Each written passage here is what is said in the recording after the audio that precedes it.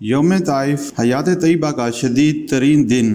سامعین، ابو طالب کی وفات سے چونکہ حضور صلی اللہ علیہ وآلہ وسلم کو حاصل وہ زہری تحفظ ختم ہو گیا تھا، اور اب اندیشہ تھا کہ قریش دارالندوہ میں جو چاہیں گے فیصلہ کریں گے، لہٰذا آپ صلی اللہ علیہ وآلہ وسلم نے طائف کا سفر اختیار فرمایا۔ یہ حضور صلی اللہ علیہ وآلہ وسلم کی مکی زندگی کا اہم ترین واقعہ ہے، حالانکہ اس سے پہلے آپ صلی اللہ علیہ وآلہ وسلم کا شیب بنی ہاشم کے اندر گھیراؤ اور مقاطعہ رہا اور کھانے پینے کی چیزیں روکی گئیں۔ اس دوران پورے خاندان بنو ہاشم کو بدترین قسم کی فاقہ کشی جھیلنی پڑی۔ حالانکہ وہ سب کے سب ایمان تو نہیں لائے تھے، لیکن اس جرم میں کہ بنو ہاشم محمد صلی اللہ علیہ وآلہ وسلم کا ساتھ نہیں چھوڑ رہے، اس پورے خاندان کا سماجی بائیکاٹ کیا جائے، جس کے نتیجے میں خاندان بنو ہاشم 3 سال تک شیب بنی ہاشم، جسے شیب ابی طالب بھی کہتے ہیں، اس میں محصور رہے۔ ان 3 سالوں کے دوران کھانے پینے کی کوئی چیز ان تک نہیں جانے دی گئی۔ وادی کے دونوں اطراف میں پہرے لگا دیے گئے، کوئی وہاں جا ہی نہیں سکتا تھا۔ حکیم بن حزام جیسا کوئی اللہ کا بندہ جو بنیادی طور پر نیک شخصیت تھی، وہ کہیں پہاڑ کی چوٹی پر چڑھ کر اور دوسری طرف نیچے اتر کر کوئی چیز پہنچا دیتے، کیونکہ وہ حضرت خدیجہ رضی اللہ تعالی عنہا کے بہت قریبی عزیز تھے، ورنہ تو وادی کے دونوں سروں پر پہرے تھے۔ وہ وقت بھی آیا کہ بنو ہاشم کے پھول جیسے بچے بلک رہے ہیں اور ان کے پاس کھانے کی کوئی چیز نہیں، سوائے اس کے کہ سوکھے ہوئے چمڑے ابال کر پانی ان کے حلق میں ٹپکایا گیا۔ لیکن حضور صلی اللہ علیہ وآلہ وسلم کے لیے ذاتی طور پر جو سخت ترین مرحلہ آیا وہ یوم طائف تھا، جس کی گواہی حضور صلی اللہ علیہ وآلہ وسلم کے اپنے قول میں موجود ہے۔ ایک مرتبہ حضرت عائشہ رضی اللہ تعالی عنہا نے حضور صلی اللہ علیہ وآلہ وسلم سے پوچھا کہ کیا آپ پر یوم احد سے کوئی زیادہ سخت دن گزرا؟ ظاہر بات ہے کہ ان کے ہوش میں یوم احد کے دوران حضور صلی اللہ علیہ وآلہ وسلم زخمی ہوئے، آپ صلی اللہ علیہ وآلہ وسلم کے دندان مبارک شہید ہوئے، خون کا فوارہ چھوٹا، آپ صلی اللہ علیہ وآلہ وسلم پر بے ہوشی طاری ہوئی، آپ صلی اللہ علیہ وآلہ وسلم کی زبان مبارک سے ایک بددعا بھی نکل گئی کہ کیف یفلح قوم خضوبوا وجہ نبیہم بالدام، وہ قوم کیسے فلاح پائے گی جس نے اپنے نبی کے چہرے کو خون سے رنگین کر دیا۔ پھر یہ کہ 70 صحابہ رضی اللہ تعالی عنہ شہید ہو گئے، جن میں حضرت حمزہ رضی اللہ تعالی عنہ بھی شامل تھے، جو آپ صلی اللہ علیہ وآلہ وسلم کے چچا زاد، خالہ زاد، دودھ شریک بھائی اور ساتھ میں کھیلے ہوئے ہمجولی بھی تھے۔ ان کی لاش آپ صلی اللہ علیہ وآلہ وسلم کے سامنے آئی تو دیکھا کہ ناک کان کٹے ہوئے ہیں اور پیٹ چاک کر کے کلیجہ چھپایا گیا ہے۔ حضرت عائشہ رضی اللہ تعالی عنہا کے نزدیک سخت ترین دن یوم احد تھا، لیکن حضور صلی اللہ علیہ وآلہ وسلم نے فرمایا کہ مجھ پر سخت ترین دن یوم طائف تھا۔ آپ صلی اللہ علیہ وآلہ وسلم مکے سے مایوس ہو کر طائف گئے، اور نوٹ کیجئے سامعین کہ وہ واحد موقع ہے جہاں نظر آتا ہے کہ ابو بکر رضی اللہ تعالی عنہ بھی حضور صلی اللہ علیہ وآلہ وسلم کے ساتھ نہیں ہیں، ورنہ وہ تو سائے کی طرح ساتھ رہنے والی شخصیت تھی۔ اس موقع پر صرف آپ صلی اللہ علیہ وآلہ وسلم کے آزاد کردہ غلام زید بن حارثہ رضی اللہ تعالی عنہ آپ کے ساتھ تھے، جو منہ بولے بیٹے بھی قرار دیے گئے تھے۔ مکے سے طائف کے لیے 2 رستے ہیں، ایک تحریک الجبل کہلاتا ہے اور دوسرا تحریک السہل کہلاتا ہے۔ پہاڑی رستہ انتہائی دشوار گزار تھا۔ آج بھی آپ وہاں جائیں تو سامعین آپ کو اندازہ ہوگا کہ کیسے ان لوگوں نے کیسے پہاڑوں کو کاٹ کر سڑک بنائی ہوگی۔ آپ صلی اللہ علیہ وآلہ وسلم نے عام رستہ سے گریز کرتے ہوئے دشوار گزار پہاڑی رستہ اختیار فرمایا، اس لیے کہ عام رستے پر تو خطرہ ہو سکتا تھا کہ کہیں حملہ نہ ہو جائے۔ غالباً دارالندوہ میں حضور صلی اللہ علیہ وآلہ وسلم کے قتل کا فیصلہ ہو چکا تھا۔ طائف جا کر آپ صلی اللہ علیہ وآلہ وسلم نے وہاں کے 3 سرداروں کے سامنے اس امید پر اپنی دعوت پیش کی کہ ان میں سے کوئی ایک بھی دعوت قبول کر لے اور ایمان لے آئے تو میں یہاں منتقل ہو جاؤں اور یہ میرا دارالہجرت بن جائے۔ لیکن حکمت خداوندی اور مشیت الہی میں یہ شرف یثرب کے لیے طے تھا، طائف کے مقدر میں نہ تھا۔ لیکن حضور صلی اللہ علیہ وآلہ وسلم اپنی سوچ بچار کے حوالے سے طائف پہنچے۔ تینوں سرداروں نے کلیجے سے پار ہونے والی جواب دیے۔ ایک نے کہا یہاں سے فوراً روانہ ہو جاؤ، اگر تم واقعی رسول ہو اور میں نے کوئی توہین کر دی تو میں مارا جاؤں گا، اور اگر تم جھوٹے ہو تو جھوٹے کو میں منہ نہیں لگانا چاہتا۔ دوسرے نے کہا کہ کہ مکہ اور طائف میں تمہارے سوا اللہ کو رسول بنانے کے لیے کوئی اور نہیں ملا تھا؟ قرآن حکیم میں ان کے یہ دل آزار الفاظ نقل کیے گئے، وقالوا لولا نزل هذا القرآن على رجل من القريتين عظیم، یعنی ان دو بستیوں میں کوئی شخص بڑی عظمت والا ہوتا، اس کی جائیداد مکے میں بھی ہوتی اور طائف میں بھی ہوتی، ایسا شخص اللہ کو نبی بنانے کے لیے نہیں ملا تھا؟ تم جیسا مفلوق الحال یتیم شخص جس کا اپنا کوئی ذاتی سرمایہ ہی نہیں تھا، کوئی سرمایہ تھا بھی تو وہ بھی بیوی کا تھا، یہ شخص اللہ نے چنا۔ بہرحال آپ صلی اللہ علیہ وآلہ وسلم ان سے مایوس ہو کر واپس روانہ ہونے لگے تو ان بدبختوں نے آوارہ لفنگوں کو اشارہ کر دیا کہ ذرا ان کی خبر لو۔ انہوں نے پتھراؤ شروع کر دیا۔ حضرت زید بن حارثہ رضی اللہ تعالیٰ عنہ نے اس پتھراؤ کے آگے ڈھال بن جانے کی پوری کوشش کی، لیکن زید بن حارثہ اگر سامنے سے آ کر حضور صلی اللہ علیہ وآلہ وسلم کے آگے ڈھال بنتے تو وہ پیچھے سے پتھراؤ شروع کر دیتے، اور اگر وہ پیچھے جاتے تو سامنے سے پتھراؤ شروع کر دیتے۔ تاک تاک کر ٹخنے کی ہڈی کو نشانہ بنایا گیا۔ آپ صلی اللہ علیہ وآلہ وسلم کی پنڈلیاں بھی زخموں سے چور ہو گئیں، خون بہہ کر نعلین مبارک کے اندر جا کر جم گیا۔ وہاں سے آپ صلی اللہ علیہ وآلہ وسلم نکلے، ایک جگہ ٹھہرے تو حضور صلی اللہ علیہ وآلہ وسلم کی زبان مبارک پر فریاد آ گئی، اے اللہ، میں تیری ہی جناب میں اپنی بے بسی، وسائل و ذرائع کی کمی اور لوگوں میں میری جو رسوائی ہو رہی ہے اس کا شکوہ کرتا ہوں۔ اے ارحم الراحمین، تو کمزوروں کا رب ہے اور میرا بھی۔ اے پروردگار، تو مجھے کن کے سپرد کر رہا ہے؟ وہ دور دراز کے لوگ جن کا مجھ سے کوئی تعلق نہیں کہ وہ مجھے تختہ مشق بنا لیں، یا تو نے میرے سارے معاملات کو دشمن کے قابو میں دے دیا؟ پھر بھی اگر مجھ پر تیرا غصہ نہیں ہے تو مجھے ان باتوں کی کوئی پرواہ نہیں ہے، لیکن کچھ بھی ہو تیری عنایات تو مجھ پر بے پایاں ہیں۔ میں تیرے چہرہ انور کے نور کی پناہ میں آتا ہوں، جس سے تمام اندھیارے دور ہو جائیں اور جس کے پرتو سے دنیا اور آخرت کا معاملہ درست ہو جائے، اس سے کہ مجھ پر تیرا غصہ بھڑکے یا تیرا غصہ ٹوٹے۔ منانا ہے، اس وقت تک منانا ہے جب تک تو راضی نہ ہو جائے۔ نہ قابو ہے نہ زور ہے مگر تیری ہی مدد سے۔ گویا پہلے ان حضور صلی اللہ علیہ وآلہ وسلم نے اللہ تعالیٰ کی حضور فریاد کی، اس کے بعد آپ صلی اللہ علیہ وآلہ وسلم نے مقام عبدیت والی بات کہی۔ محمد رسول اللہ صلی اللہ علیہ وآلہ وسلم کو عبدہ و رسولہ والی دو نسبتیں حاصل ہیں۔ مقام عبدیت کا تقاضا کچھ اور ہے، یعنی سر تسلیم خم کر دینا کہ کوئی شکوہ شکایت زبان پر نہ آئے۔ عرض کیا، اِلَّمْ یَکُ عَلَیَّ غَضَبٌ فَلَا أُبَالِیُ، اے اللہ، اس کے باوجود اگر تو ناراض نہیں ہے تو پھر مجھے کوئی پرواہ نہیں۔ سر تسلیم خم ہے جو مزاج یار میں آئے۔ اندیشہ ہے کہ کہیں تو ناراض نہ ہو گیا ہو۔ جیسے ابتدا میں وحی کی آمد کا سلسلہ رک گیا تھا تو آپ صلی اللہ علیہ وآلہ وسلم کو اندیشہ لاحق ہو گیا تھا کہ کہیں اللہ ناراض نہ ہو گیا ہو کہ وحی کا سلسلہ بند ہو گیا۔ پھر یہ آیت نازل ہوئی، وَالضُّحَىٰ وَاللَّيْلِ إِذَا سَجَىٰ مَا وَدَّعَكَ رَبُّكَ وَمَا قَلَىٰ وَلَلْآخِرَةُ خَيْرٌ لَكَ مِنَ الْأُولَىٰ۔ اس کو فارسی میں کہتے ہیں عشقس ہزار بدگمانی، یعنی جہاں عشق و محبت کا معاملہ ہوتا ہے وہاں بڑی جلدی بدگمانی پیدا ہو جاتی ہے کہ کہیں محبوب کسی وجہ سے ناراض تو نہیں ہو گیا، اسے میری کوئی بات ناگوار تو نہیں گزر گئی۔ بہرحال خواہ کچھ بھی ہو، اس سب کے باوجود اگر مجھ پر تیرا غضب نہیں، تو ناراض نہیں تو مجھے کوئی پرواہ نہیں۔ سفر طائف ذاتی طور پر محمد رسول اللہ صلی اللہ علیہ وآلہ وسلم ابتلاء و آزمائش، امتحان اور سختی کا نقطہ عروج ہے۔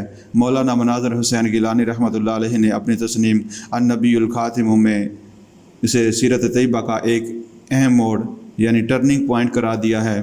اس کے بعد اللہ تعالیٰ کی طرف سے حضور صلی اللہ علیہ وآلہ وسلم کو خصوصی حفاظت اور پروٹیکشن حاصل ہوئی، لیکن طائف سے فوری طور پر واپسی کے بعد عالم اسباب میں حضور صلی اللہ علیہ وآلہ وسلم کا معاملہ یہ تھا کہ آپ صلی اللہ علیہ وآلہ وسلم مکے میں داخل نہیں ہو سکتے۔ وہاں آپ صلی اللہ علیہ وآلہ وسلم کے قتل کا فیصلہ ہو چکا تھا، داخل ہوں گے تو قتل کر دیے جائیں گے، اور جب دارالندوہ میں فیصلہ ہو چکا تو ایسا اقدام کرنے والے پر کوئی جرم و الزام نہیں، اس پر کوئی مقدمہ نہیں بنے گا۔ حضور صلی اللہ علیہ وآلہ وسلم طائف گئے تھے اور وہاں سے خالی ہاتھ لوٹے۔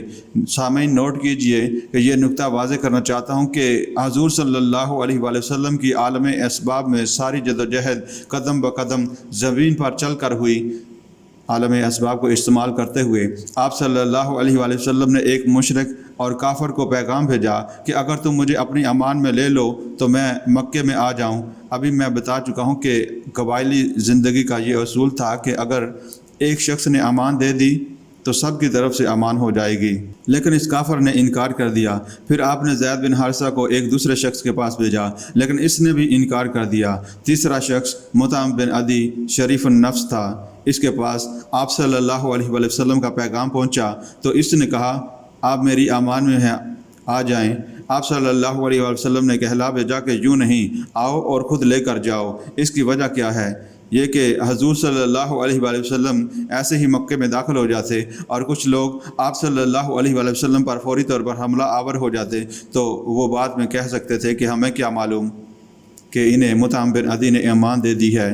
آپ صلی اللہ علیہ وآلہ وسلم نے اس درجے دنیاوی اسباب اختیار کیے ہیں، اس لیے کہ یہ عالم اسباب ہے اور یہاں جو جدوجہد کرنی ہے اس عالم اسباب کے اندر رہتے ہوئے اور ان اسباب کو بروئے کار لا کر کرنی ہے۔ سامعین، آپ صلی اللہ علیہ وآلہ وسلم نے ایک مشرک و کافر کی امان لینا قبول کی اور پھر مطعم بن عدی ہتھیار سجا کر اپنے 6 بیٹوں کو لایا اور یہ کہتا ہوا آیا کہ میں محمد صلی اللہ علیہ وآلہ وسلم کو امان دی، آج سے محمد صلی اللہ علیہ وآلہ وسلم میری امان میں ہیں۔ تب حضور صلی اللہ علیہ وآلہ وسلم مکے میں داخل ہوئے۔ حضور صلی اللہ علیہ وآلہ وسلم کو اس کے احسان کا اتنا پاس تھا کہ غزوہ بدر میں جو 70 قیدی حضور صلی اللہ علیہ وآلہ وسلم کی قید میں آئے، ان کے بارے میں حضور صلی اللہ علیہ وآلہ وسلم نے فرمایا کہ اگر آج مطعم بن عدی زندہ ہوتا اور وہ ان کی سفارش کرتا تو میں ان 70 قیدیوں کو چھوڑ دیتا، لیکن مطعم بن عدی کا اس دوران انتقال ہو چکا تھا اور وہ اسی حالت کفر و شرک میں رہا۔ میں نے رسول اللہ صلی اللہ علیہ وآلہ وسلم کی جدوجہد کے پہلے 10 برس کی جھلک دکھائی۔ حضور صلی اللہ علیہ وآلہ وسلم کی انقلابی جدوجہد کا عرصہ 20 برس ہے۔ عرب میں انقلاب کی تکمیل 8 ہجری میں ہوئی جب مکہ اور طائف فتح ہو گیا اور غزوہ حنین میں آپ صلی اللہ علیہ وآلہ وسلم کو فتح حاصل ہوئی۔ اس طرح عرب میں انقلاب برپا ہو گیا، لہٰذا مکے کے 12 برس اور مدینے کے 8 برس شامل کر لیجئے تو یہ 20 برس ہوئے۔ اس عرصے کو 2 حصوں میں تقسیم کریں، 10 سال ادھر اور 10 سال ادھر۔ پہلے 10 سال کا حاصل میں نے آپ کے سامنے رکھا کہ کل 125 یا 150 افراد ایمان لائے، اور طائف سے واپسی پر آپ صلی اللہ علیہ وآلہ وسلم کی یہ حیثیت نہیں تھی کہ آپ صلی اللہ علیہ وآلہ وسلم مکے میں اپنے بل پر قیام کر سکتے۔ آپ صلی اللہ علیہ وآلہ وسلم ایک کافر و مشرک کی امان لے کر مکہ میں دوبارہ داخل ہوئے۔ یہ 10 برس کی محنت شاقہ ہے، لیکن اگلے 10 برس میں اسلامی انقلاب نہایت تیزی کے ساتھ مکمل ہوا۔ بیعت عقبہ اولیٰ، بیعت عقبہ ثانیہ۔ طائف سے واپسی کے بعد اسی سال ایام حج میں آپ صلی اللہ علیہ وآلہ وسلم مکے سے باہر مختلف وادیوں میں ٹھہرے ہوئے حاجیوں سے ملاقات کر کے انہیں اسلام کی دعوت پیش کر رہے تھے کہ آپ صلی اللہ علیہ وآلہ وسلم کو یثرب سے آئے ہوئے 6 حاجی مل گئے۔ آپ صلی اللہ علیہ وآلہ وسلم نے ان کے سامنے اپنی دعوت رکھی۔ یہ 6 حاجی قبیلہ خزرج سے تھے۔ یثرب کے یہودی چونکہ یہ کہا کرتے تھے کہ عنقریب نبی آخر الزماں صلی اللہ علیہ وآلہ وسلم کا ظہور ہونے والا ہے، اور جب ان کے یہودیوں کے قبیلہ اوس اور خزرج سے جھگڑے ہوتے تھے اور وہ ان قبائل سے مار کھاتے تھے تو کہا کرتے تھے کہ ابھی تو تم ہمیں دبا لیتے ہو، لیکن دیکھو نبی آخر الزماں کے ظہور کا وقت قریب ہے، جب ہم ان کے ساتھ مل کر لڑیں گے تو تم ہمیں شکست نہیں دے سکو گے۔ یہودیوں کی یہ باتیں اہل یثرب کے کانوں میں پڑی ہوئی تھیں۔ جب یثرب سے آئے ہوئے ان حاجیوں کے سامنے حضور صلی اللہ علیہ وآلہ وسلم نے دعوت پیش کی تو انہوں نے کن آنکھوں سے ایک دوسرے کی طرف دیکھا کہ معلوم ہوتا ہے کہ یہ وہی نبی ہیں جن کا ذکر یہود کرتے ہیں۔ اس سے پہلے کہ یہود حضور صلی اللہ علیہ وآلہ وسلم پر ایمان لاتے، قبیلہ خزرج کے وہ 6 آدمی ایمان لے آئے۔ واپس مدینے جا کر انہوں نے تھوڑی بہت دعوت دی۔ اس کے نتیجے میں اگلے سال حج کے موقع پر 12 آدمی رسول اللہ صلی اللہ علیہ وآلہ وسلم کی خدمت میں حاضر ہوئے اور انہوں نے کہا کہ ہمیں کوئی مبلغ و معلم اور مقری دیجیے جو ہمیں قرآن پڑھائے، کیونکہ آپ سے تو ہماری ملاقات اب اگلے سال ہوگی۔ سامعین، آپ کو معلوم ہے جیسا کہ عرب میں سفر کرنا آسان کام نہیں تھا، قتل و غارت کا خطرہ رہتا اور قافلے لوٹ لیے جاتے تھے۔ صرف اشر حرم یعنی حج کے مہینوں میں امن و امان ہوتا تھا کہ کوئی کسی کو تنگ نہیں کرتا تھا، لہٰذا انہوں نے حضور صلی اللہ علیہ وسلم سے کہا کہ آپ ہمیں کوئی قرآن پڑھانے والا دیجئے۔ قرائے فال حضرت مصعب بن عمیر رضی اللہ تعالی عنہ کے نام نکلا اور آپ نے انہیں یثرب سے آئے ہوئے حضرات کے ساتھ روانہ کر دیا۔ کچھ عرصے کے بعد آپ صلی اللہ علیہ وآلہ وسلم نے ایک اور صحابی حضرت عبداللہ بن ام مکتوم کو جو نابینا تھے یثرب بھیج دیا۔ ان دونوں حضرات نے وہاں دعوت و تبلیغ کا کام کیا اور اس لگن سے لوگوں کو قرآن پڑھایا کہ حضرت مصعب رضی اللہ تعالی عنہ کا نام ہی مقری پڑ گیا تھا۔ اس دعوت و تبلیغ کے نتیجے میں اگلے سال 75 آدمی مکہ آئے اور بیعت عقبہ ثانیہ ہو گئی، جس کے نتیجے میں یثرب کی طرف ہجرت کا راستہ کھل گیا۔ ان 75 افراد میں اوس اور خزرج کے بڑے بڑے لوگ بھی موجود تھے۔ ان دونوں قبائل کی بحیثیت مجموعی اسلام کی طرف پیش قدمی سے اللہ تعالیٰ کی وہ مشیت اس طور سے پوری ہوئی اور مدینہ کی طرف ہجرت ہوئی۔ رسول اللہ صلی اللہ علیہ وآلہ وسلم نے بقیہ صحابہ کو تو ہجرت کی اجازت دے دی، لیکن خود اللہ تعالیٰ کی طرف واضح اجازت نامہ ملنے کے منتظر رہے۔ اس زمن میں ایک واقعہ آپ کے سامنے پیش کر دینا چاہتا ہوں۔ حضرت ابوبکر صدیق رضی اللہ تعالی عنہ حضور صلی اللہ علیہ وآلہ وسلم کے ساتھ سفر ہجرت کے لیے بالکل تیار تھے اور آپ سے پوچھا کرتے تھے کہ حضور ہجرت کی اجازت آ گئی؟ آپ فرماتے ابھی نہیں آئی۔ اس طرح حضرت ابوبکر رضی اللہ تعالی عنہ روزانہ دریافت فرماتے۔ حضرت عائشہ رضی اللہ تعالی عنہ فرماتی ہیں کہ ایک دن ہم نے عجیب نقشہ دیکھا کہ عین دوپہر کے وقت رسول اللہ صلی اللہ علیہ وآلہ وسلم چلے آ رہے ہیں اور آپ نے اپنے چہرے اور سر کے اوپر کپڑا اوڑھا ہوا ہے۔ عرب میں دوپہر کے وقت کسی کے ہاں جانا اور ملاقات کرنا نہ آج پسندیدہ بات ہے نہ پہلے کبھی تھی، کیونکہ یہ کلولہ کا وقت ہوتا ہے۔ حضرت عائشہ رضی اللہ تعالی عنہ کہتی ہیں کہ ہم اس وقت حضور صلی اللہ علیہ وآلہ وسلم کی آمد پر حیران ہوئے۔ آپ نے آ کر پہلی بات یہ فرمائی کہ ہجرت کی اجازت آ گئی ہے۔ حضرت ابوبکر بہت خوش ہوئے۔ انہوں نے اپنے طور پر 2 اونٹنیاں، ایک اپنے لیے اور ایک حضور صلی اللہ علیہ وآلہ وسلم کے لیے تیار کی ہوئی تھی اور انہیں کھلا پلا کر خوب موٹا کیا ہوا تھا تاکہ خوب تیز دوڑیں اور سفر ہجرت میں کام آئیں۔ حضرت ابوبکر نے خوشی کے انداز میں عرض کیا کہ حضور میں نے سفر کے لیے 2 اونٹنیاں تیار کر رکھی ہیں۔ آپ نے ذرا توقف کے بعد فرمایا ٹھیک ہے، ایک میں استعمال کروں گا لیکن اس کی قیمت ادا کروں گا۔ حضرت ابوبکر رضی اللہ تعالی عنہ یہ سن کر رو پڑے کہ حضور صلی اللہ علیہ وآلہ وسلم مجھ سے بھی یہ مغائرت، یہ حضور صلی اللہ علیہ وآلہ وسلم کی غیرت و اہمیت اور خودداری تھی۔ بہرحال مدینہ کی طرف سفر ہجرت ہوا۔ اس کے بعد آپ صلی اللہ علیہ وآلہ وسلم کی جدوجہد کا دوسرا دور شروع ہوا۔ مکی دور میں دعوت، تربیت و تزکیہ، تنظیم اور صبر محض یہ 4 چیزیں بیک وقت چلی ہیں۔ صبر محض تیاری کا دور ہے کہ جب تک اتنی طاقت نہیں ہے کہ کفر کے آمنے سامنے کھڑے ہو کر مقابلہ کر سکیں، اس وقت تک اگر تم پر کوئی زیادتی کی جائے تو جھیلو اور برداشت کرو اور صبر کرو۔ اس مرحلے پر کوئی جوابی کارروائی نہ کی جائے۔ یہ حضور صلی اللہ علیہ وآلہ وسلم کی کامیابی کے ضمن میں آپ کی دور اندیشی اور معاملہ فہمی کا انتہائی نازک معاملہ تھا۔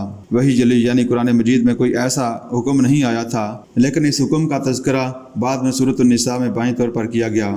کیا تم نے ان لوگوں کو نہیں دیکھا جن سے کہا گیا تھا کہ اپنے ہاتھ روکے رکھو اور نماز قائم کرو، زکوٰۃ ادا کرو؟ اس وقت بعض لوگ چاہتے تھے کہ ہمیں جنگ کی اجازت دی جائے۔ اب جو انہیں جنگ کا حکم دیا گیا تو ان میں سے ایک فریق کا حال یہ ہے کہ لوگوں سے ایسے ڈر رہے ہیں جیسے اللہ سے ڈرنا چاہیے یا کچھ اس سے بھی بڑھ کر، اور کہتے ہیں خدایا یہ ہم پر جنگ کا حکم تو نے کیوں لکھ دیا؟ ہمیں تو نے کچھ مزید مہلت کیوں نہ دی؟ مکی صورتوں میں اس کا حکم کا کہیں ذکر نہیں۔ یہ بھی ممکن ہے کہ اللہ تعالیٰ نے وحی خفی کے ذریعے سے ہاتھ باندھے رکھنے کا حکم دیا ہو۔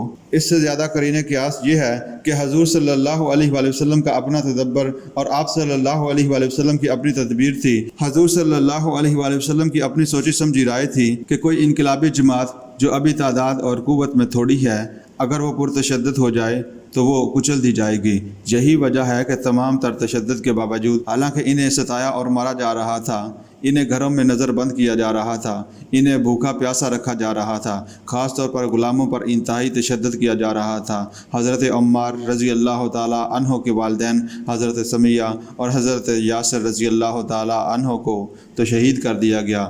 اس سب کے باوجود مسلمانوں کی طرف سے کوئی جوابی کارروائی نہیں کی گئی۔ یہ انتہائی حکیمانہ اور انتہائی مدبرانہ انداز ہے۔ وہ جانتے تھے کہ اس مرحلے پر اگر کہیں جوابی کارروائی ہو جائے تو باطل قوت کو ہمیں کچلنے کا پورا جواز مل جائے گا۔ ابھی تو ہمیں وقت چاہیے کہ ہم اپنی دعوت و تربیت کے ذریعے سے اپنی بنیاد کو وسیع، مستحکم اور مضبوط کریں، یعنی درویشی کا انداز اختیار کرو اور اس سے موافقت اختیار کر لو اور اسی انداز پر محنت اور کوشش کرتے رہو۔ آخر دعوت و تبلیغ بھی تو درویشی ہی ہوتی ہے۔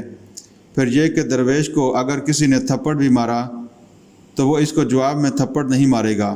درویشی یہ ہے کہ ظلم و زیادتی کے باوجود کوئی جوابی کارروائی نہ کی جائے اور اپنے ہاتھ بندے رکھے جائیں، ذاتی مدافعت سیلف ڈیفینس میں بھی ہاتھ نہ اٹھایا جائے، چاہے تمہارے ٹکڑے اڑا دیے جائیں۔ حضرت خباب بن ارد رضی اللہ تعالی عنہ سے کہا گیا کہ کرتا اتار دو، انہوں نے اتار دیا۔ ان کی نگاہوں کے سامنے زمین پر دیکھتے ہوئے انگارے بچھے ہوئے تھے۔ اب حضرت خباب رضی اللہ تعالی عنہ سے کہا گیا کہ ان انگاروں پر لیٹ جاؤ، تو وہ لیٹ گئے، اس لیے کہ صبر محض اور ہاتھ باندھے رکھنا محمد عربی صلی اللہ علیہ وآلہ وسلم کا حکم تھا، ورنہ یہ کہ آدمی اگر مایوس ہو جائے کہ میرا تو یہ کباب بنانے چلے ہیں اور وہ اقدام کرنے پر آ جائے تو 2-4 کو مار کر ہی مرے گا، کہ یہ مجھے زندہ کو بھوننے لگے ہیں تو وہ اگر کوئی کارروائی کر دے تو 2-4 کو مار کر مرے گا۔ لیکن محمد عربی صلی اللہ علیہ وآلہ وسلم کی انقلابی جدوجہد میں صبر محض کے مرحلے پر ہاتھ اٹھانے کی اجازت نہیں تھی۔ مکے کے 12 برس دعوت و تبلیغ، تربیت و تزکیہ، تنظیم کے مراحل میں گزرے، جس کا نقطۂ عروج بیعت عقبہ ثانیہ ہے، جس میں حضور صلی اللہ علیہ وآلہ وسلم صحابہ اکرام رضی اللہ تعالی عنہ سے عہد لیا۔ حضرت عبادہ بن صامت رضی اللہ تعالی عنہ سے روایت ہے،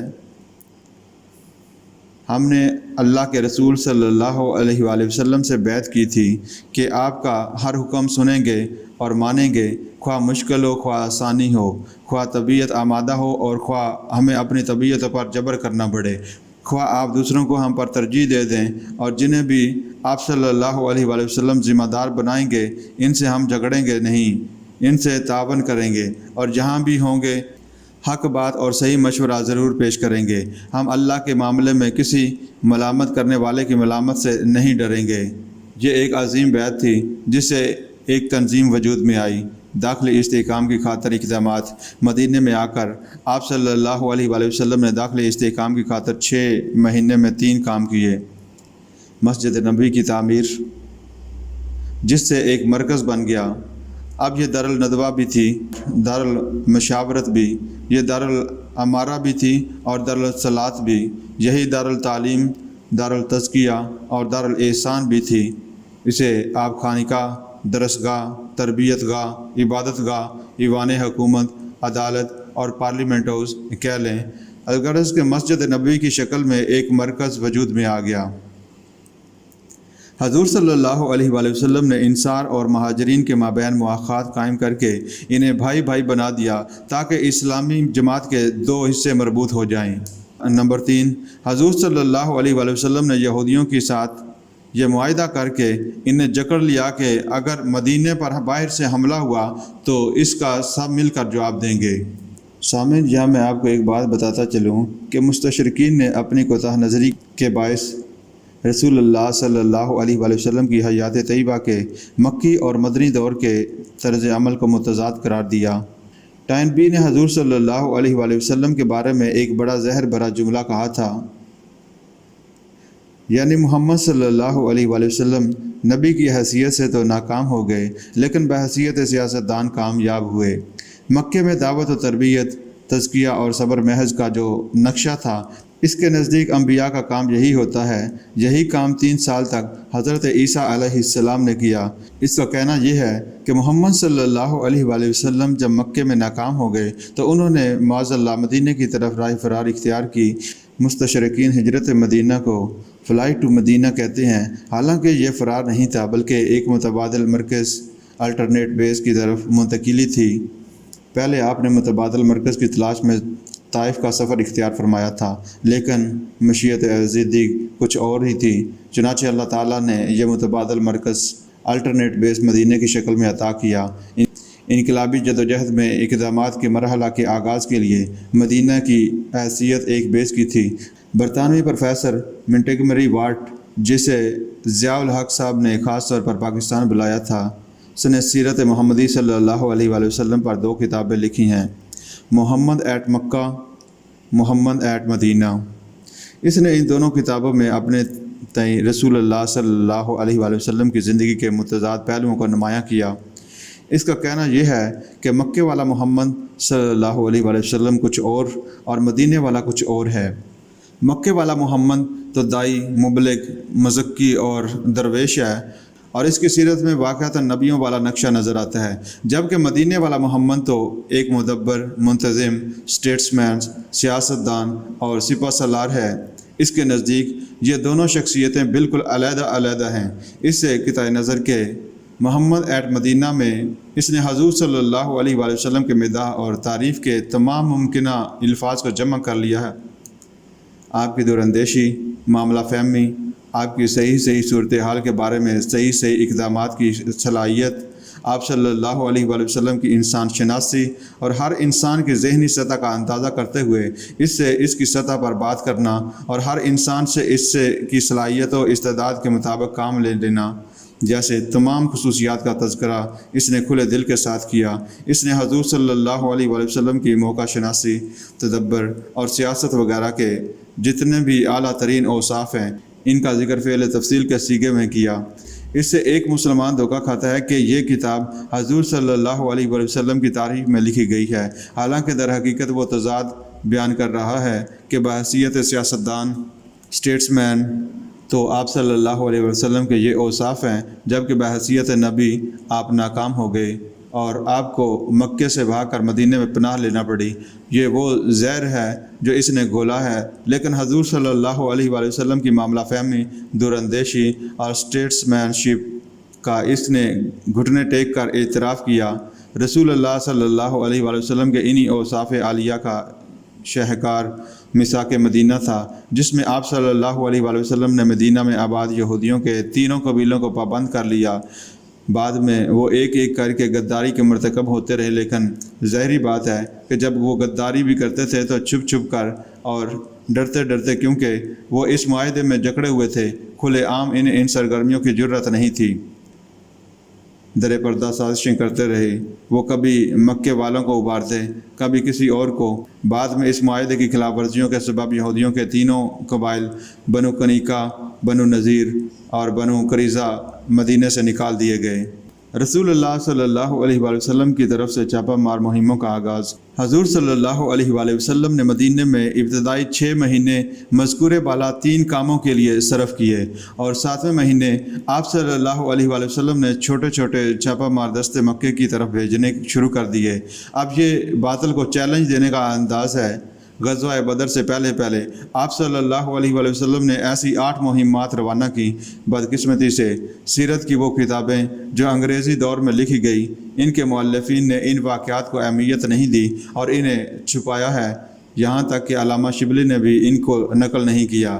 اس کی وجہ کیا ہے؟ یہ کہ رسول اللہ صلی اللہ علیہ وآلہ وسلم کے ان اقدامات سے یہ ثابت ہوتا ہے کہ ہجرت کے بعد جنگ کا آغاز محمد رسول اللہ صلی اللہ علیہ وآلہ وسلم کی طرف سے ہوا، قریش مکہ کی طرف سے نہیں۔ جبکہ یورپی استعمار کے دور میں ہمارے اوپر یہ تنقید ہوتی تھی کہ اسلام تو تلوار سے پھیلا، بوئے خون آتی ہے اس قوم کے افسانوں سے، اور یہ تو خونی اور جنونی لوگ ہیں، یہ دلیل سے بات نہیں کرتے، طاقت سے بات کرتے ہیں۔ مغرب کی طرف سے چونکہ مسلسل یہ پراپوگنڈا ہو رہا تھا، لہذا ہمارا انداز معذرت خواہانہ سا ہو گیا کہ نہیں، حضور صلی اللہ علیہ وآلہ وسلم نے تو جنگ نہیں کی، آپ صلی اللہ علیہ وآلہ وسلم نے تو دفاع کیا، آغاز تو کفار کی طرف سے ہوا تھا۔ یہ بات 100% غلط ہے، اس لیے کہ حضور صلی اللہ علیہ وآلہ وسلم کو اللہ نے دین کو غالب کرنے کے لیے بھیجا تھا۔ آپ مکے سے مدینے وہاں کے نخلستانوں کی ٹھنڈی چھاؤں میں آرام کرنے تو نہیں آئے تھے، وہ تو اللہ تعالیٰ نے خاص طور پر اس جدوجہد کے اگلے مرحلے یعنی اقدام کی تیاری کے لیے بیس فراہم کیا تھا۔ آپ صلی اللہ علیہ وآلہ وسلم اگلے مرحلے کا آغاز زیادہ سے زیادہ 6 مہینے مؤخر کر سکتے تھے تاکہ وہاں اپنی پوزیشن کو مستحکم کریں، اس سے زیادہ آپ کے لیے ممکن ہی نہیں تھا۔ لہٰذا آپ صلی اللہ علیہ وآلہ وسلم نے اپنی پوزیشن مستحکم ہوتے ہی اقدام کا آغاز فرما دیا، اور یہ سلسلہ آپ صلی اللہ علیہ وآلہ وسلم کی جانب سے شروع ہوا۔ آپ صلی اللہ علیہ وآلہ وسلم کی 8 مہمات غزوہ بدر سے پہلے ہیں۔ ان میں 4 غزوات ہیں جن میں حضور صلی اللہ علیہ وآلہ وسلم خود بھی شریک ہوئے، اور 4 سرایہ ہیں جن میں حضور صلی اللہ علیہ وآلہ وسلم خود شریک نہیں ہوئے۔ ان مہمات کا مقصد ایک تو قریش کو چیلنج کرنا اور دوسرا مکے کی معاشی ناکہ بندی، کیونکہ اہل مکہ کی معاش کا دارومدار کلیتاً تجارت پر تھا۔ ان کے تجارتی قافلے شمالاً جنوباً سفر کرتے تھے۔ شمال میں شام کی طرف جانے والی قافلہ بدر سے ہو کر گزرتا تھا۔ بدر مدینہ سے 80 میل کے فاصلے پر ہے اور مکے سے 200 میل کے فاصلے پر، لہٰذا یہ مسلمانوں کی زد میں تھا۔ ادھر جنوب کی سمت جو قافلہ یمن کی طرف جاتا تھا وہ وادی نخلا سے ہو کر گزرتا تھا جو مکہ کے جنوب مشرق میں واقع ہے، اور مدینہ سے اس کا فاصلہ کم از کم 300 میل کا ہے۔ لیکن آپ صلی اللہ علیہ وآلہ وسلم نے وادی نخلا میں بھی ایک مہم روانہ فرمائی۔ ان مہموں کا مقصد قریش کو یہ بتا دینا تھا کہ اب تمہاری لائف لائن ہمارے ہاتھ میں ہے۔ اس کو جدید اصطلاح میں مکہ کی معاشی ناکہ بندی کہیں گے۔ ان مہمات سے آپ صلی اللہ علیہ وآلہ وسلم نے جو دوسرا مقصد حاصل فرمایا وہ قریش کو سیاسی طور پر الگ تھلگ کرنا، یعنی پولیٹیکل آئسولیشن۔ حضور صلی اللہ علیہ وآلہ وسلم ان 4 مہموں کے دوران، جن میں آپ صلی اللہ علیہ وآلہ وسلم بنفس نفیس شریک تھے، جہاں بھی گئے آپ صلی اللہ علیہ وآلہ وسلم نے علاقائی قبائل سے معاہدے کیے۔ وہ قبائل جو پہلے قریش کے اتحادی تھے اب یا تو حضور صلی اللہ علیہ وآلہ وسلم کے اتحادی ہو گئے، یا انہوں نے غیر جانبداری کا معاملہ کیا کہ ہم نہ قریش کے ساتھ آپ کا ساتھ دیں گے اور نہ آپ کے خلاف قریش کی مدد کریں گے۔ لیکن ان دونوں کا نتیجہ یہ نکلا کہ قریش کے سیاسی اثر و رسوخ کا دائرہ سکڑنے لگا، اور محمد صلی اللہ علیہ وآلہ وسلم کے سیاسی اثر و رسوخ کا دائرہ بتدریج پھیلنے لگا۔ قرآن مجید میں جو درمیانی دور کی مکی صورتیں ہیں، ان میں سے سورۃ الانبیاء میں یہ آیت آتی ہے کہ افلا یرون انا ناتی الارض ننقصها من اطرافها، کیا ان کو نظر نہیں آتا کہ ہم زمین کو مختلف سمتوں سے گھٹاتے چلے آ رہے ہیں، یعنی ہم زمین کو چاروں اطراف سے گھیرتے ہوئے مکے کی طرف لا رہے ہیں۔ مکی دور ہی میں ان قبائل میں اسلام پھیلنا شروع ہو گیا تھا۔ اب گویا کہ اسلام مکے کی طرف دوسرے قبائل سے پیش رفت کر رہا تھا۔ اب اس کی صورت یہ تھی کہ حضور صلی اللہ علیہ وآلہ وسلم نے ان قبائل کے ساتھ معاہدے کر لیے تو حضور صلی اللہ علیہ وآلہ وسلم کا سیاسی اثر و رسوخ بڑھتا چلا گیا اور قریش کا گھٹتا چلا گیا۔ غزوہ بدر مسلح تصادم کا آغاز رسول اللہ صلی اللہ علیہ وآلہ وسلم کے ان اقدامات کے نتیجہ میں تنگ آمد بجنگ آمد کے مصداق قریش کا 1000 کا لشکر نکلا، جس کی 2 فوری وجوہات ہو گئی تھیں۔ ایک تو یہ کہ نخلا میں آپ صلی اللہ علیہ وآلہ وسلم نے جو گروپ بھیجا تھا اس کی مڈ بھیڑ قریش کے ایک تجارتی قافلے سے ہوئی، اور جس میں مسلمانوں کے ہاتھوں ایک مشرک مارا گیا، اور مسلمان ایک کو اسیر بنانے کے علاوہ مال تجارت بھی چھین کر لے آئے۔ اب مکے میں شور مچ گیا کہ محمد صلی اللہ علیہ وآلہ وسلم کی یہ جرات کہ اس کے آدمیوں نے ہمارا آدمی مار دیا۔ یہ ہجرت کے بعد پہلا قتل تھا اور یہ مسلمانوں کے ہاتھوں ایک مشرک کا تھا۔ اور دوسرا، حضور صلی اللہ علیہ وآلہ وسلم نے قریش کے اس تجارتی قافلے کا پیچھا کر کے اسے روکنے کی کوشش کی تھی جو ابو سفیان کی سرکردگی میں شام جا رہا تھا، لیکن یہ قافلہ مسلمانوں کے ہاتھوں بچ نکلا تھا۔ قافلے کی واپسی کے وقت ابو سفیان کو زیادہ اندیشہ لاحق ہوا کیونکہ یہ ایک بہت بڑا تجارتی قافلہ تھا جس میں 1000 اونٹوں پر کروڑوں کا مال تجارت لدا ہوا تھا۔ ابو سفیان نے قریش کو ہنگامی پیغام بھیجا کہ مجھے محمد صلی اللہ علیہ وآلہ وسلم اور ان کے ساتھیوں سے خطرہ ہے کہ وہ حملہ کر کے ہمیں لوٹ لیں گے، لہذا فوری مدد بھیجو۔ دوسری طرف ابو سفیان نے خود رستہ بدل لیا اور بدر سے ہو کر گزرنے کے بجائے نیچے ساحل کے ساتھ ساتھ ہو کر گزر گیا۔ ادھر مکہ میں ابو سفیان کا ہنگامی پیغام پہنچا اور ادھر سے لوگ روتے پیٹتے اور کپڑے پھاڑتے ہوئے آ گئے کہ محمد صلی اللہ علیہ وآلہ وسلم کے آدمیوں نے ہمارا ایک آدمی مار دیا ہے۔ اس کے نتیجے میں قریش کے مشتعل مزاج لوگوں یعنی ہاکس کا پلڑا امن پسند لوگوں یعنی ڈاوز پر بھاری ہو گیا۔ ہاکس اور ڈاوز ہر قوم میں ہوتے ہیں، ہر صورت میں لڑنے مرنے پر تیار ہو جانے والے ہاکس کہلاتے ہیں اور جنگ سے گریز کا مشورہ دینے والے ڈاوز کہلاتے ہیں۔ قریش میں بھی دونوں طرح کے لوگ تھے۔ ہاکس میں ابو جہل، عتبہ بن ابی معیط اور بڑے بڑے لوگ تھے۔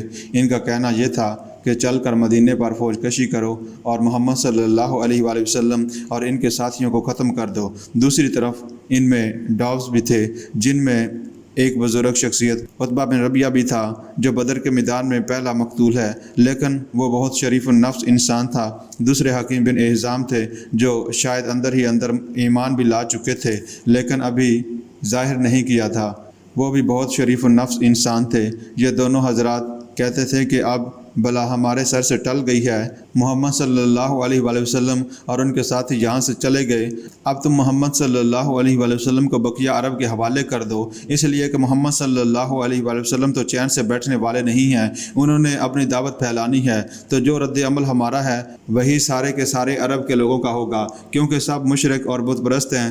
اب محمد صلی اللہ علیہ وآلہ وسلم کی ان سے کشمکش ہوگی، اور جس میں اگر محمد صلی اللہ علیہ وآلہ وسلم ان پر غالب آ گئے تو ہمارا کیا جائے، وہ بھی تو قریشی ہیں، بنو ہاشم سے ہیں، گویا کہ پورے عرب پر قریش کی حکومت قائم ہو جائے گی، اور اگر بقیہ عرب نے محمد صلی اللہ علیہ وآلہ وسلم کو ختم کر دیا تو جو تم چاہتے ہو وہ ہو جائے گا، اور تمہیں اپنی تلواریں اپنے بھائیوں کے خون سے رنگین نہیں کرنی پڑیں گی، آخر محمد صلی اللہ علیہ وآلہ وسلم بھی تو بنی ہاشم سے ہیں۔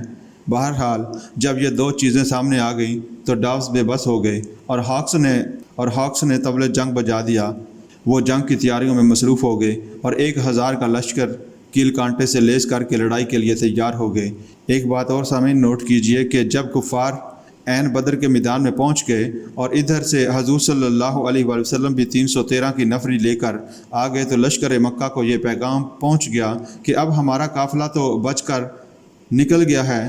حکیم بن حزام اور عتبہ بن ربیعہ ابو جہل کے پاس آئے اور آ کر کہنے لگے کہ ہمارا قافلہ بحفاظت بچ کر نکل گیا ہے، اب لڑائی کی کیا ضرورت؟ آپ کی حیثیت ایسی ہے کہ آپ اگر چاہیں تو یہ خون ریزی رک سکتی ہے۔ عتبہ بن ربیعہ نے ابو جہل کو قائل کرنے کی کوشش کرتے ہوئے یہ پیشکش بھی کی کہ جو ہمارا ایک آدمی محمد صلی اللہ علیہ وآلہ وسلم کے آدمیوں کے ہاتھوں قتل ہو گیا تھا، اس کا خون بہا میں ادا کرتا ہوں، باقی یہ کہ ہمارا قافلہ تو بچ کر نکل ہی گیا ہے، لہٰذا ہمیں اس خون ریزی سے بچنا چاہیے۔ اس پر ابو جہل نے مقتول کے بھائی کو بلا کر کہا کہ تمہارے بھائی کے خون کا بدلہ تمہارے ہاتھ سے نکلا جا رہا ہے، یہ لوگ آئے ہیں اور چاہتے ہیں کہ جنگ نہ ہو۔ اس نے عرب کے رواج کے مطابق کپڑے پھاڑے اور چیخنے لگا کہ مجھے تو قصاص اور بدلہ چاہیے، مجھے کوئی خون بہا نہیں چاہیے۔ مزید یہ کہ ابو جہل نے عتبہ کو طعنہ دیا کہ شاید تم پر بزدلی طاری ہو گئی ہے، کیونکہ تمہارا اپنا بیٹا حذیفہ سامنے ہے۔ ایک عرب کے لیے تو یہ بہت بڑا طعنہ تھا۔ اس نے کہا کہ اچھا، یہ تو کل معلوم ہوگا کہ کون بزدل ہے اور کون بہادر ہے۔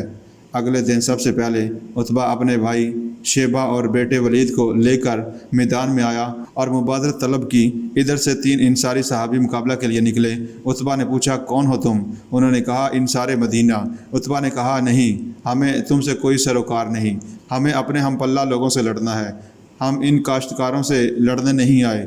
اس پر پھر حضرت حذیفہ رضی اللہ تعالیٰ عنہ نے اپنے باپ کے مقابلہ میں نکلنا چاہا، لیکن حضور صلی اللہ علیہ وآلہ وسلم نے روک دیا۔ پھر حضرت علی، حضرت حمزہ اور حضرت عبیدہ بن حارث رضی اللہ تعالیٰ عنہ نکل کر میدان میں آئے اور پہلا قتل حضرت حمزہ رضی اللہ تعالیٰ عنہ کے ہاتھوں عتبہ کا ہوا۔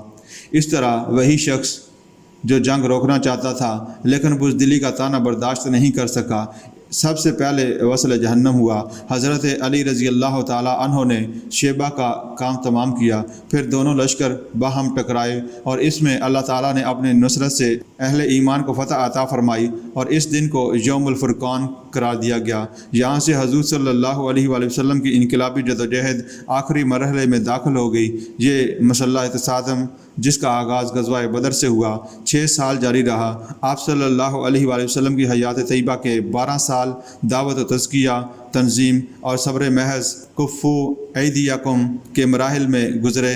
یہ مکے کے 12 برس تھے۔ مدینے میں آ کر آپ صلی اللہ علیہ وآلہ وسلم نے پہلے 6 مہینے میں اپنی پوزیشن مستحکم کی۔ اس کے بعد تقریباً 1.5 سال کے دوران قریش کے خلاف مہمیں بھیجیں، جن کے نتیجے میں یہ مسلح تصادم شروع ہوا۔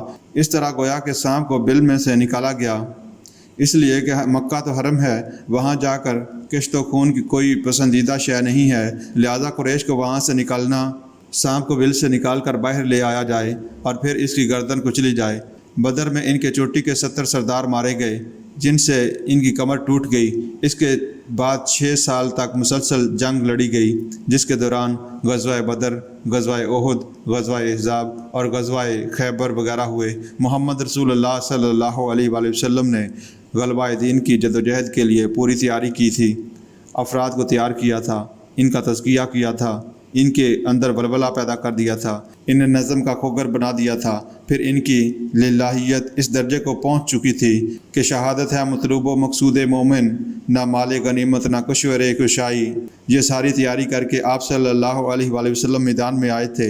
پھر مسلح و تصادم کا دور شروع ہوا اور اللہ تعالیٰ نے کامیابی عطا فرمائی۔ جاء الحق وزهق الباطل ان الباطل کان زاہقا۔ انقلاب اسلامی کی توسیع و تصدیر کا مرحلہ 8 یا 9 ہجری میں اندرون ملک عرب انقلاب اسلامی کی تکمیل ہو گئی۔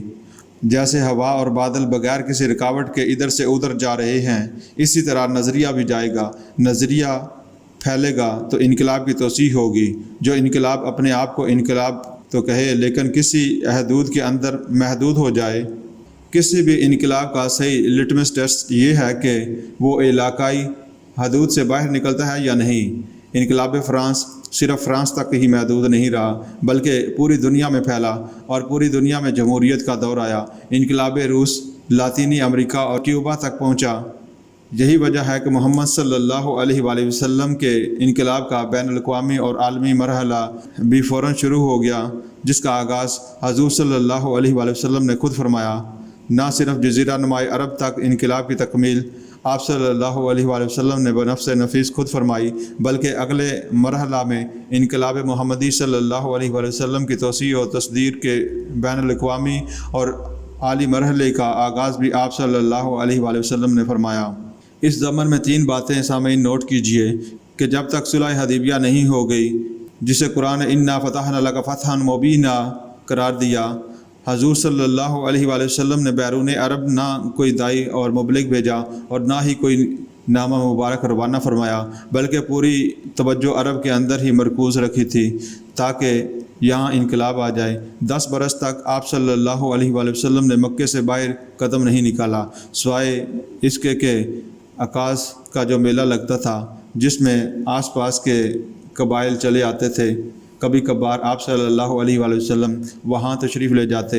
آپ صلی اللہ علیہ وآلہ وسلم نے پورے 10 برس صرف مکے میں اپنی دعوت پیش کی، اس کے بعد مزید 8 برس تک صرف جزیرہ نمائی عرب تک محدود رہے۔ صلح حدیبیہ کے بعد آپ صلی اللہ علیہ وآلہ وسلم نے صرف نامہ مبارک بھیجنے شروع کیے۔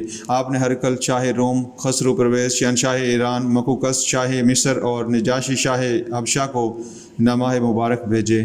وہ نجاشی اب فوت ہو چکے تھے جو حضور صلی اللہ علیہ وآلہ وسلم پر ایمان لے آئے تھے۔ ان کا شمار تابعین میں ہوتا ہے، کیونکہ ان کی ملاقات حضور صلی اللہ علیہ وآلہ وسلم سے نہیں ہو سکی۔ جو صحابہ اکرام رضی اللہ تعالیٰ عنہ ہجرت کر کے حبشہ گئے تھے، ان کی صحبت نجاشی رحمۃ اللہ علیہ کو حاصل ہوئی تھی۔ رسول اللہ صلی اللہ علیہ وآلہ وسلم کے نامہ مبارک لے کر جانے والے ایلچیوں میں سے ایک ایلچی کو سلطنت روما کے باج گزاروں نے قتل کر دیا، لہٰذا روما سے ٹکراؤ شروع ہو گیا۔ پہلے غزوہ مؤتہ اور پھر غزوہ تبوک ہوا۔ آپ صلی اللہ علیہ وآلہ وسلم 30,000 کی نفری لے کر تبوک میں 20 دن تک مقیم رہے۔ شہنشاہ روم ہرقل چونکہ یہ پہچانتا تھا کہ آپ صلی اللہ علیہ وآلہ وسلم اللہ کے نبی ہیں، اس لیے وہ مقابلے میں نہیں آیا، حالانکہ وہ لاکھوں کی فوج کے ساتھ شام میں پڑاؤ کیے ہوئے تھا۔ بہرحال آپ صلی اللہ علیہ وآلہ وسلم نے عرب کے باہر انقلاب کی توسیع کا آغاز اپنی حیات طیبہ میں فرما دیا تھا۔ پھر خلفائے راشدین کے دور میں اسلامی افواج نے 3 اطراف میں پیش قدمی کی۔ ایک لشکر سیدھا شمال کی سمت بڑھتا ہوا ایشیائی کوچک کی طرف گیا، دوسرا لشکر مشرق کی سمت بڑھا اور عراق سے ہوتے ہوئے ایران، ترکستان جو کہ اس زمانے میں بہت بڑا ملک تھا، اور خراسان کی طرف پیش قدمی کرتا گیا، جبکہ تیسرا لشکر ذرا سا مغرب کی طرف مڑتے ہوئے شام اور فلسطین سے ہوتا ہوا صحرائے سینا سے گزر کر مصر اور پھر لیبیا وغیرہ کو اسلام کا سایہ رحمت عطا کرتا ہوا بحرۂ اوقیانوس تک پہنچا۔ اس طرح پہلے 3 خلفائے راشدین کے دور میں صرف ربع صدی کے دوران دریائے جیہوں سے بحر اوقیانوس تک اور ادھر شمال میں کوہ کاف تک اس پورے علاقے میں انقلاب محمدی صلی اللہ علیہ وآلہ وسلم برپا ہو گیا اور خلافت علی منہاج النبوت کا نظام نافذ ہو گیا۔ یہ ہے عظمت مصطفیٰ صلی اللہ علیہ وآلہ وسلم کے سفر کی داستان، جس کے چند خد و خال میں نے آپ کے سامنے رکھے۔ عظمت مصطفیٰ صلی اللہ علیہ وآلہ وسلم کا ظہور کامل کب اور کیسے؟ سامعین، اب آخری نقطہ جو مجھے عرض کرنا ہے وہ یہ کہ حضور صلی اللہ علیہ وآلہ وسلم کی اس عظمت کا آخری اور کامل ظہور ابھی باقی ہے۔ قرآن مجید میں 3 جگہ اللہ تعالیٰ نے فرمایا هو الذی ارسل رسولہ بالہدی ودین الحق لیظہرہ علی الدین کلہ۔ وہی اللہ ہے جس نے بھیجا اپنے رسول محمد صلی اللہ علیہ وآلہ وسلم کو ہدایہ یعنی قرآن حکیم اور دین حق دے کر، تاکہ غالب کرے اس دین حق کو پورے کے پورے نظام زندگی پر۔ بعثت محمدی صلی اللہ علیہ وآلہ وسلم کا مقصد غلبہ دین ہے، جبکہ بعثت محمدی صلی اللہ علیہ وآلہ وسلم تمام نوع انسانی کے لیے ہے۔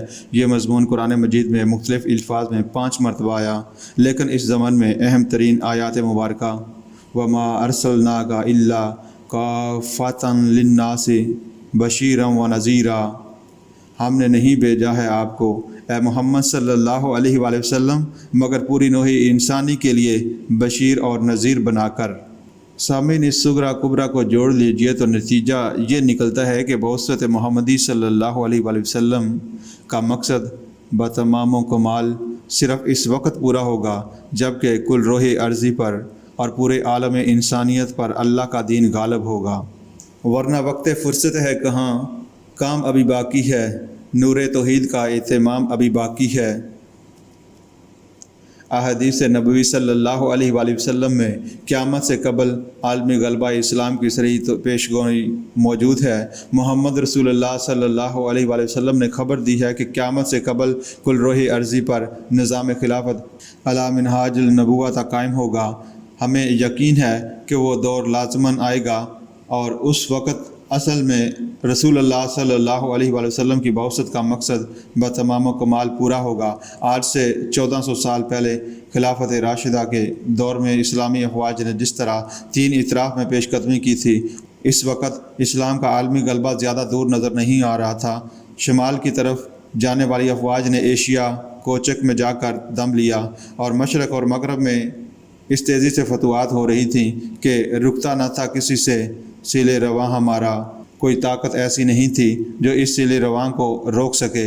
لیکن اس وقت اسلامی انقلاب کو اندرونی طور پر عبداللہ بن سبا نامی ایک یہودی نے اسلام کا لبادہ اوڑھا اور اندرونی طور پر انتشار و خلفشار پیدا کر کے مسلمان کو مسلمان سے لڑا دیا۔ اسی خلفشار کے نتیجہ میں حضرت عثمان رضی اللہ تعالیٰ عنہ کی شہادت کا سانحہ پیش آیا اور اس کے بعد 4 برس تک مسلمانوں میں خانہ جنگی ہوتی رہی، جس میں 1 لاکھ مسلمان ایک دوسرے کی تلواروں اور نیزوں سے قتل ہو گئے۔ اسلامی فتوحات کا سلسلہ نہ صرف رک گیا بلکہ رجت قہقری کا شکار ہو گیا۔ لیکن اسلام کے عالمی غلبے کا یہ کام ہونا ہے جس کی خبر محمد رسول اللہ صلی اللہ علیہ وآلہ وسلم نے دی تھی، سبوتاس کیا گیا، اور قارئین بتا رہے ہیں کہ وہ وقت اب دور نہیں۔ ہمارے شاعر مشرق حکیم الامت علامہ اقبال جو بڑے دور اندیش تھے، جن کا اپنا دعویٰ ہے کہ گاہ میری نگاہ تیز چیر گئی دل وجود، انہوں نے دل وجود کو چیر کر دیکھنے والی نگاہ سے مستقبل کے پردوں کو چیر کر دیکھا کہ کیا کچھ ہونے والا، کیا کیف ہوگا۔ جبکہ جامع مسجد قرطبہ کے باہر بہنے والے دریا کے کنارے علامہ نے اپنا یہ وجدان پیش کیا، آب روان کبیر تیرے کنارے کوئی دیکھ رہا ہے کسی اور زمانے کا خواب، عالم نو ہے ابھی پردہ تقدیر میں، میری نگاہوں میں ہے اس کی سحر بے حجاب، پردہ اٹھا دوں اگر چہرہ افکار سے، لا نہ سکے گا فرنگ میری نواؤں کی تاب۔ علامہ اقبال مزید فرماتے ہیں، آسمان ہوگا سحر کے نور سے آئینہ پوش اور ظلمت رات کی سیما پا ہو جائے گی، پھر دلوں کو یاد آ جائے گا پیغام سجود، پھر جبین خاک حرم سے آشنا ہو جائے گی، آنکھ جو کچھ دیکھتی ہے لب پہ آ سکتا نہیں، میں بے حیرت ہوں کہ دنیا کیا سے کیا ہو جائے گی۔ शब गरेज़ां होगी आखिर जलवाए खुर्शीद से, ये चमन मामूर होगा नगमाए तौहीद से। बस ये दौर तो आकर रहेगा, लेकिन याद रखिए कि ये अब भी इसी तरह आएगा जैसे मोहम्मद रसूलुल्लाह वल्लज़ीना माहू की मेहनत और कुर्बानियों से आया था। वो लोग सरासर महरूम रह गए जो इस दौर में मौजूद थे, और फिर भी उन्होंने इस जदोजहद में हिस्सा ना लिया। वो कुफर के दामन से वाबस्ता रहे या उन्होंने नफाक का लिबादा ओढ़े लिया। वो लोग इंतहाई बदबख्त और मरहूम थे जिन्होंने मोहम्मद रसूलुल्लाह सल्लल्लाहु अलैहि वसल्लम का दौरे सआदत पाया, लेकिन आप सल्लल्लाहु अलैहि वसल्लम के दस्त बाजू ना बने। उनके लिए रूहानी तरफ़ा व मकामात बुलंद और जन्नत के आला दर्जात हासिल करने के किस कदर मौक़े थे, लेकिन वो लोग मरहूम रह गए। और जिन्होंने मोहम्मद रसूलुल्लाह वल्लज़ीना मअहू अशिद्दाउ अलल कुफ़्फ़ार रहमाउ बैनहुम वाली रवश इख्तियार की, वो कामयाब हो गए। अल्लाह के रसूल मोहम्मद सल्लल्लाहु अलैहि वसल्लम और वो लोग जो इनके साथ हैं कुफ़ार पर बहुत सख्त और आपस में रहीम हैं, और जिन्होंने कामयाब तजारत का रास्ता इख्तियार किया वो सुरखरू हो गए, जिसके बारे में कुरान हकीम में फरमाया गया, या अय्युहल्लज़ीना आमनू हल अदुल्लुकुम अला तिजारतिन तुनजीकुम मिन अज़ाबिन अलीम तुमिनु बिल्लाहि व रसूलिही व तुजाहिदूना फ़ी सबीलिल्लाहि ब अमवालिकुम व अनफुसिकुम।